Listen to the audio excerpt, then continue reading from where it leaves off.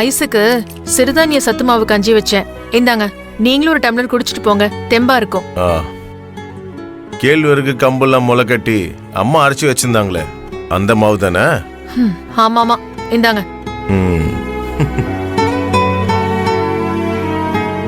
ஏங்க, இன்னைக்கு நீங்க செய்ய போற கான்ட்ராக்ட முடிச்சு கொடுத்தா சொல்லையா 5 லட்சம் கிடைக்கும்னு நைட்டு சொன்னீங்களே, என்ன வேலை, என்ன கான்ட்ராக்ட்னு ஒண்ணுமே சொல்லலையே. நீ ஆசைப்பட்ட வீட்டை வாங்கினதுக்கு அப்புறம் சொல்றேன்.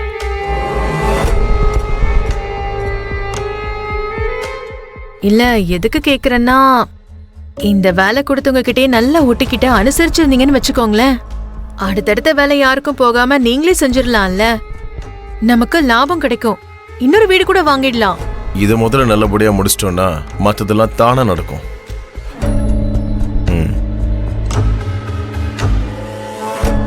புடி.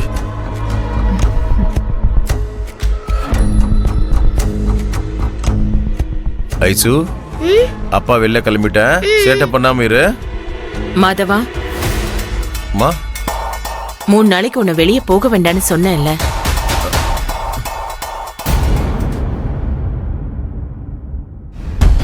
எதுக்கு எடுத்தாலும் அபசகுணம் ஆயிடக்கூடாதுன்னு சொல்லிக்கிட்டே இருப்பா. இவளே அபசகுணம் பிடிச்ச மாதிரி புறப்படுற மனுஷனை போய் போக வேண்டாங்கிற பாரு. 5 லட்சம் இவளா கொடுப்பா? அம்மா, அது ஒரு முக்கியமான வேலைம்மா. இல்ல மாதவா, இப்போ எல்லாருமே அந்த ஒர்க் ஃப்ரம் ஹோம்னு வீட்லயே செய்றாங்களேப்பா, அந்த மாதிரி நீ எதுவும் பண்ண முடியாதா? இந்த வேலையை அப்படி செய்ய முடியாதுமா. அப்படி என்ன வேலை மாதவா? அது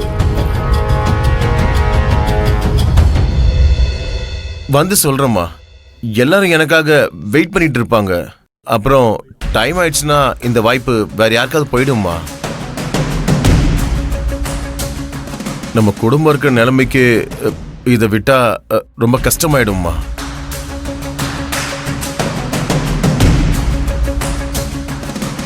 சரிப்பா, ஒரு நிமிஷம் இரு. ஏங்க, என்ன நீங்க?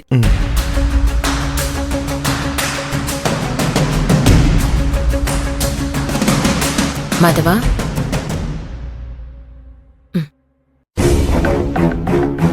இந்தா, இத உன் சட்ட பாக்கெட்ல வச்சுக்கோ. சரி, போயிட்டு வா. அப்புறம் நான் போயிட்டு வரேம்மா. பாய் ஐஸ்கட்டி. பாய்ப்பா. வரேன்.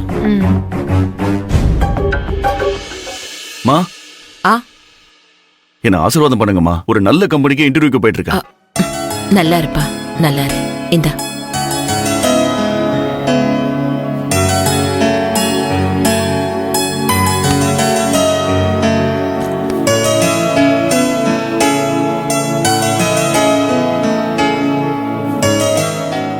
பாட்டி, சித்தப்பாவுக்கு காசு கொடுங்க.